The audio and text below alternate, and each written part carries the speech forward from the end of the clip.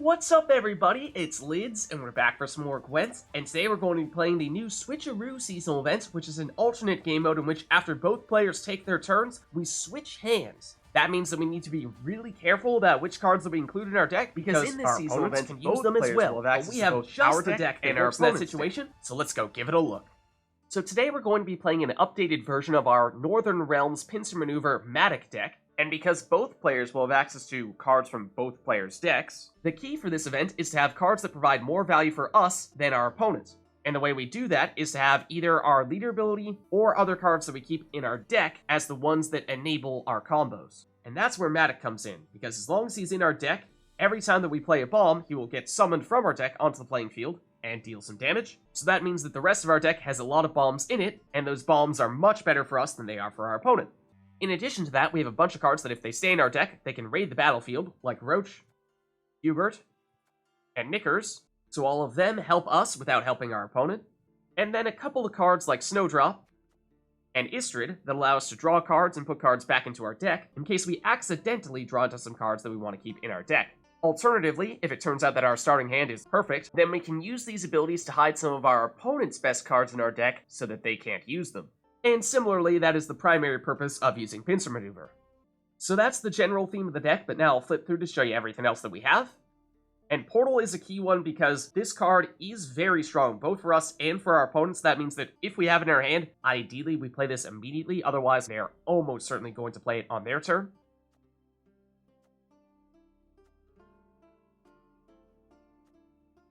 And Natalis, assuming that we're not going against a Northern Realms opponent, will allow us to play some of our Warfare cards from our deck, and they probably won't have any Warfare cards in their deck, so he's far better for us than he is for them. And then we have all the 3 Wolf School Witchers as well, which, again, assuming that they don't have them in their deck, means that they're much more valuable to us. Then we have a few Warfare cards, of course, one of them being Amphibious Assault, one of the other ones being Reinforcements, so we want to make sure that we have at least one of these in our deck so that if we do get John Natalis, we can still use him to play a Warfare card from our deck.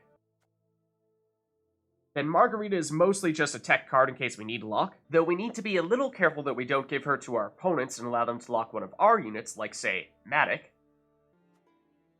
And then Devil's Puffball is actually a little bit of a trick, because we only have one of it in our deck, and it is our only source of poison. That means, of course, that it can't actually remove anything with poison unless our opponent happens to have poison in their deck as well. However, that means that if our opponent's deck doesn't have any poison, then this card is completely useless for them, whereas for us, at the very least, it still gives us Madoc, making it another card that is more valuable to us than our opponent.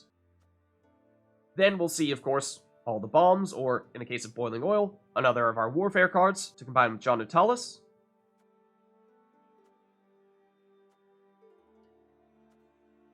Then we have the Kaedweni Knights, which are the only 4 provision cost units in our deck, meaning that they are the ones that will get summoned from Portal, and therefore also means that we want to keep them in our deck. So there's a look at the deck, and like I said, it is focusing on getting as many cards out there as possible that provide more value to us than they do for our opponents. However, there are a lot of cards in this deck that we want to keep in our deck rather than our hand. So that's the trickiest part. Other than that, when we get our opponent's hand, we're just playing whatever their best card is. So now, let's see the deck in action. Alright, so go against Skellige here, and they'll go first. And looking at our starting hand here, we have a few cards that we definitely want to keep in our deck. Those being Knickers, Roach, and Hubert. And I'm thinking we probably prioritize Knickers and Roach because Hubert, it's not even guaranteed that we get him out of our deck at all. So let's do this switch here. And, well, suddenly Madoc has become top priority. Absolutely cannot have him in hand, so we dump him. And Snowdrop and Istredd, fortunately, can help us correct our starting hand a bit. And Herald Houndsnout could certainly help them deal a lot of damage here. So I think what we do to start with here is either Istredd or Snowdrop. Problem is, whichever one we don't play on our first turn, our opponent is probably going to play instead. However, we can't use Snowdrop's order ability immediately, because we won't have enough room in our hand to draw all those cards. And with all their damage with those Herald's Pals, I think Snowdrop is not really a great option here. So I think that means that more or less by default, we need to use Istredd. And we could use his ability now, but I'd ideally like to wait at least one turn to draw at least one more card. And we get an early Knickers. Oh, and they have Dagger, plus some damage, and Mortvarg, so that tells us a lot about what they're trying to do with this deck. Okay, then they'll go with Moondust, which, oh, when combined with Herald, just barely will keep our Istredd alive, fortunately, but a close call there. And of course, we now know that Dagger and Mortvarg are more or less the key cards here. Everything else is damage that helps set that up. Not to say the on-crate Longships aren't good cards as well, but this is where the serious points start coming in. And Dagger can work really well with all the damage we'll have from our bombs, so I'm thinking we prioritize getting him out here. Of course, there also aren't any boosted units, so Mortvarg is not a great idea right now. So let's go with an early Dagger, in many ways just to prevent our opponent from playing him. And based on what we see here, we know they will have enough damage to destroy Istredd on their next turn, if they choose to go that route. So it pains me, but we do need to use this here, and we could even put Mortvarg back into our deck. I'm not sure that's a huge deal, though. Maybe I think we want to keep the Kaedweni Knights in our deck, actually. Because those are cards we'd like to summon with, say, something like Amphibious Assault. Now, we really wanted to use it when we had this hand here, so that we could put Roach back into our deck, Hubert back into our deck, but because Istredd was going to get destroyed on our next turn, we had no choice but to do it then. So we'll use our leader ability to do that instead. And they will go with the Terror Crew Axe Wielder. And with that, if they want to, they can destroy Istredd. They'll go with Dagger instead. And they will also destroy one of Herald's pals, but in doing so, boost Dagger and get rid of, I already forget what this other unit was, but it was not terribly important, I don't think. It was Knickers. Sorry, Knickers. So I think in that case, what we do here is we go a couple rounds of leader ability. And, well, we don't have great choices here. We'll get Margarita because we have to. And put Roach back. And we'll get one of the Kaedweni Knights because we have to, but we don't love that. And we'll put Hubert back. And then now we'll play Boiling Oil on Herald to get rid of him, so that way they don't have an easy way to damage Herald's pals. And that will boost up Dagger just a bit.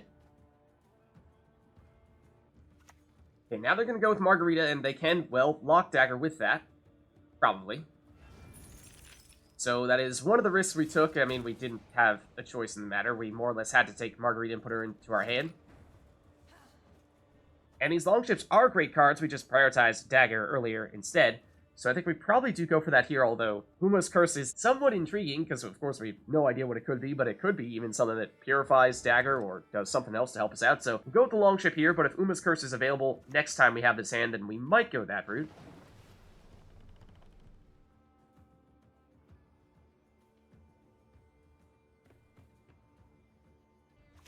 And they will use Mortvarg on the Longship, which, I mean, does a little bit. Not a lot. And so I think we still have a little bit of time to correct our hand here. So let's go with Snowdrop. That'll give us Roach. And with her ability... Oh, man. This is interesting. We get Portal, which is obviously a great card, but we've already played a card for this turn. So that means that if we don't put this back into our deck, we're giving it to our opponent, and they will almost certainly use it. If we do keep Portal, the Kaedweni Knights would be the cards we want to have in our deck to summon with it. So I think we take this chance. Let's put the Kaedweni Knight back in. And we actually had all of our Warfare cards in our hand, so we don't have anything with Natalis. So let's put Reinforcements back there as well.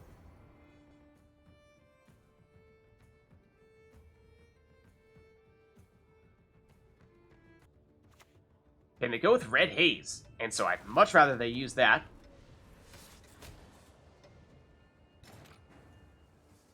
So that's great. Now let's play another Longship, I suppose.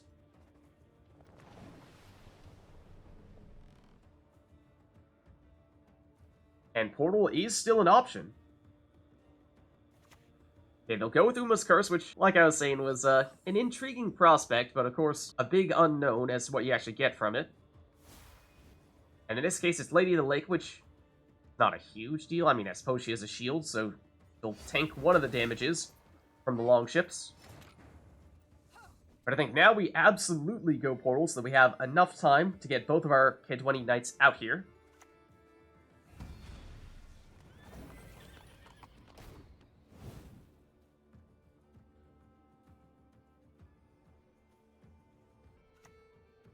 And they'll go with Natalis, which I was hoping to use get reinforcements to make another longship. But he does nothing for them, because of course they definitely don't have any warfare cards. And he gets destroyed by the longships.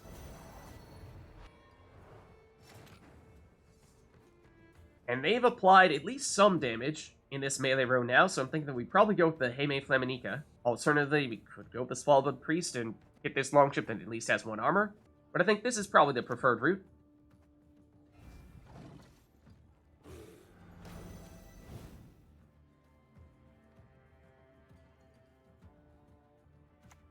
And they'll go with the Svalbard Priest of their own, and they do have some armor there.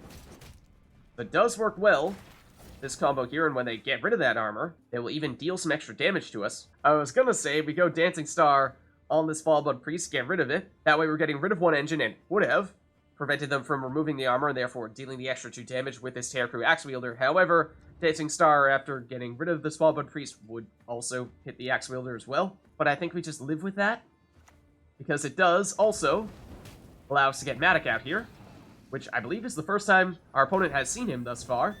And there's our other Kaedweni Knight, giving us a very large lead at this stage. And the last card that they have is Amphibious Assault, so that does absolutely nothing for them. They'll use a leader ability charge, but it doesn't matter here. Sure, we'll throw out our warship. But either way, we will take a convincing round 1 win.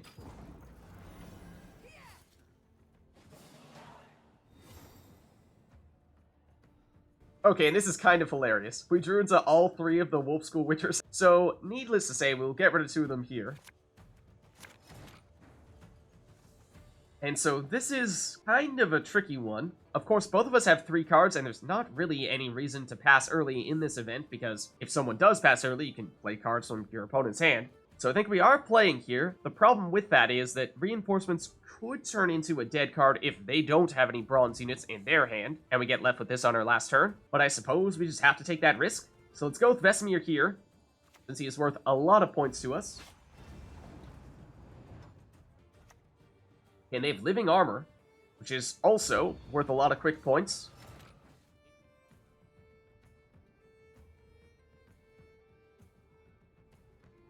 Let's see, Marjoram is a tough one, because that, of course, would destroy any of our cards. However, if we give it back to them, and they have to use it on their living armor, then that is useless for them. So I think we go with the Armored Drakkar here, especially because if we get reinforcements on our next turn, which I think there's a reasonable chance that we will, we actually have a way to use that.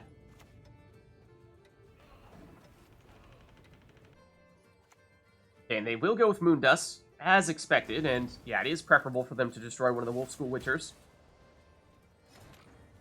That means they'll get Marjoram, which I don't think does anything on living armor. In fact, might even just reduce it to a 7. And we can go reinforcements, create an additional copy of the Drakkar, which puts us just above them. And they will, oh, cleverly use that Marjoram on us.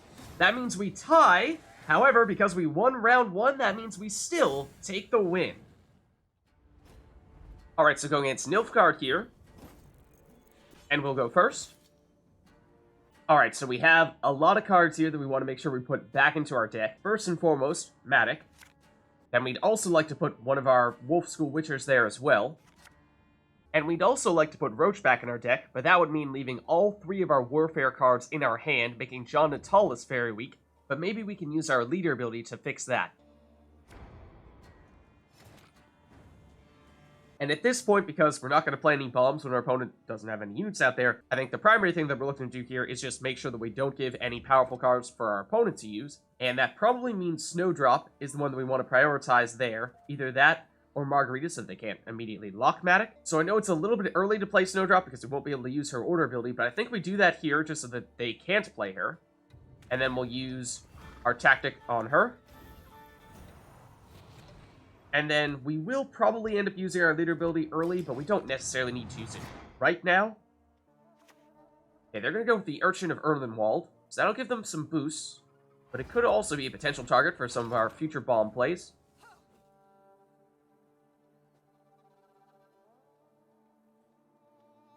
Okay, and so this looks like some kind of combination of Assimilate and Control. And of course, if we play a Bronze unit here, then chances are they're going to create a copy of it with Duchess Informants or Brothen. So let's go with the Cantarella. And Cataclysm, okay, is not exactly fantastic here. But we want to make sure that they do not get the chance to play Cantarella, because if they, say, did something like steal Madoc, then we are in serious trouble. Okay, they'll go with Boiling Oil, which is enough to get rid of Roach and purify Snowdrop. It's not the end of the world.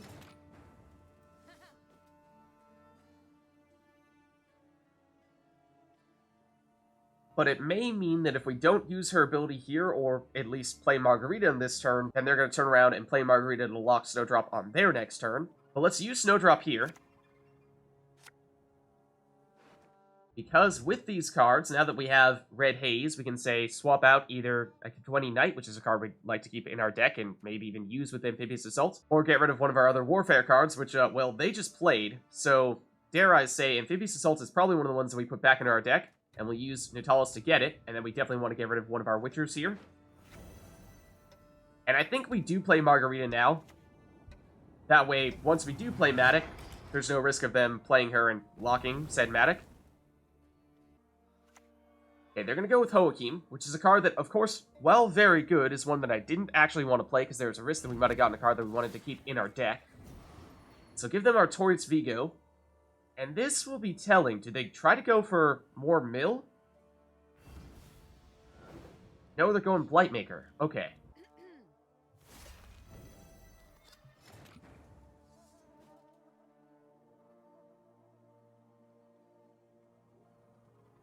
Okay, and so because there is still one more locking unit out there, we would ideally play this now so that they can't lock Madoc. However, because they still have a Duchess's Informants and a Brothans, they could still find a way to get it down there.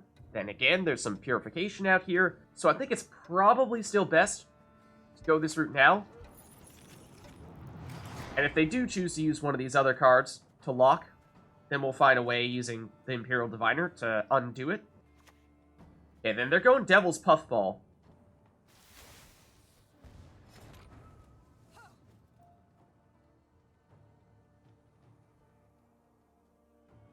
And they hit Snowdrop with it, and of course she is currently our tallest unit, so that is a bit worrisome. In which case, I think we go with Natalis here. And we're going to go Amphibious Assault, and this is something that ideally you'd save for round 3, because we're going to go with the Kaedweni Knight, but it's a little bit of a risk, because if we happen to get Portal for round 2 or round 3, then that means that we don't have one of the 2 cards that we can summon with it. Okay, they'll go with Armorer's Workshop here for some boosts.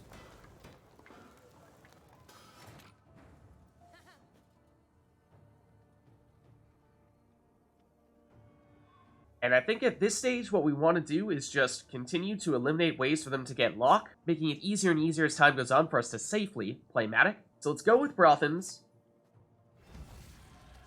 And of course, well, we don't have any spies in our starting deck, so at least for us, it doesn't give us this deploy, create a disloyal unit. It's mostly just to deny them from playing what is the strongest card remaining in this hand.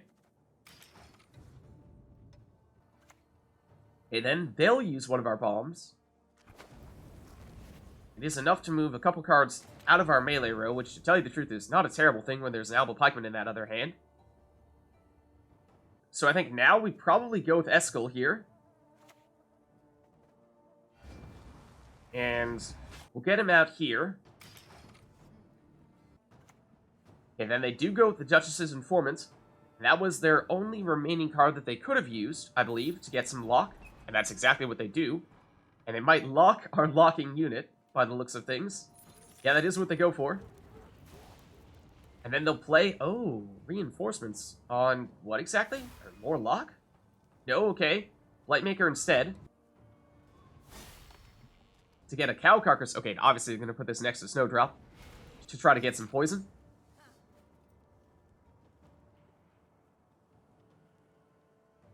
Fortunately for us, not only can we put a card next to Snowdrop to take that poison instead of her, we could even purify Snowdrop. That being said, I don't think it's possible for them to get any other forms of poison, and so I'm not sure that's necessary here, at least now that we've shut down this cow carcass and given the poison to the Imperial Diviner instead, in which case we might actually prefer to unlock Margarita so that as soon as they play this Alba Pikeman, we can make sure that we lock that.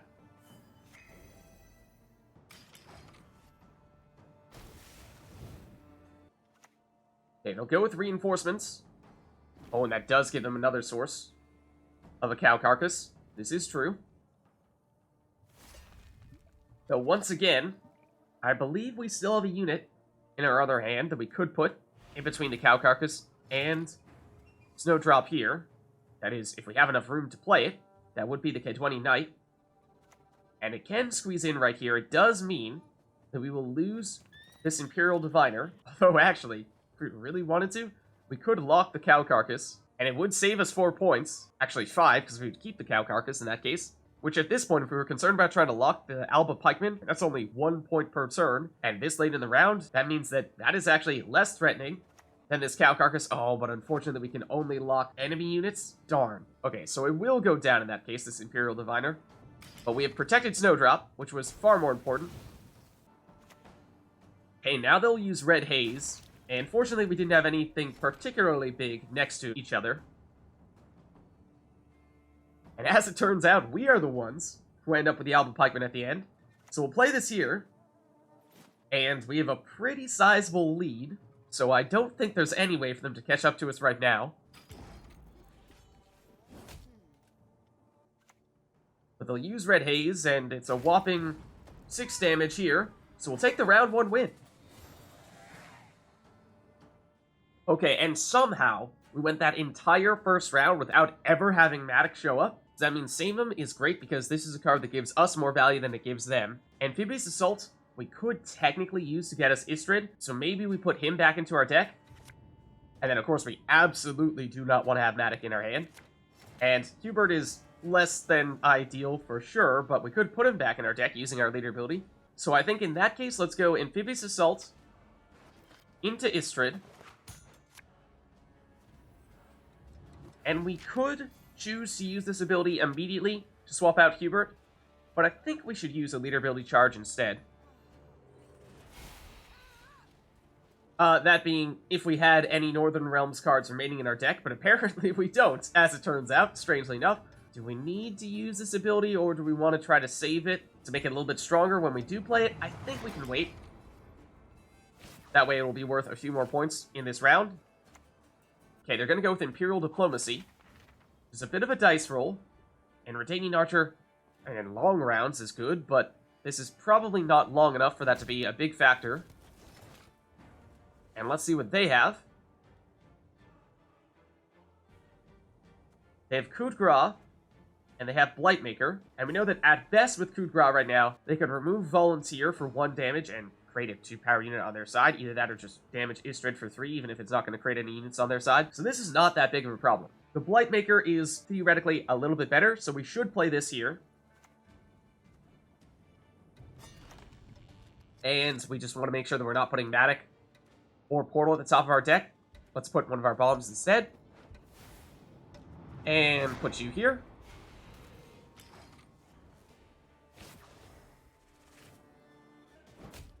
That being said, they do have some damage from the Retaining Archer, and they do choose to use Hubert here. Not that that's worth much being played from your hand.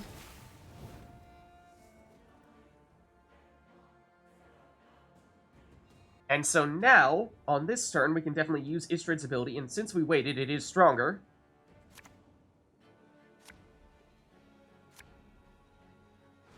And we definitely don't want to get Madoc, so we'll definitely put him back into our deck. Question is, what do we prefer between Moondust and Samun? And I think the answer is pretty simple. It's just a little bit more damage to go with Moondust, so we probably go that route. So let's do that, and we can actually get rid of the Retaining Archer that way. And I will, of course, get Madoc out, which is, strangely enough, the first they are seeing him. And I'm fairly certain they can't catch us here, but just in case, we'll go Pincer Maneuver. And at this point, it's just to get a 2-power Volunteer out there. Just make it a little bit tougher for them to get the job done. And their last card is Coup de Grace, which they will use to get a Blightmaker. And so that is something. But is it enough? So it's 4 power. It gives them the cow carcass, but that's certainly not going to be a difference maker here. We don't have any poison on our existing units. And so that means we will take the win. So there's a look at a powerful Madoc deck for the new Switcheroo seasonal events. If you liked the video, then make sure to hit the like and subscribe button, and leave a comment down below to let me know which other cards, archetypes, and factions you'd like us to experiment with next. And you can also take a look at our new Thronebreaker Gwent campaign playthrough. Thank you all for watching, and I'll catch you next time.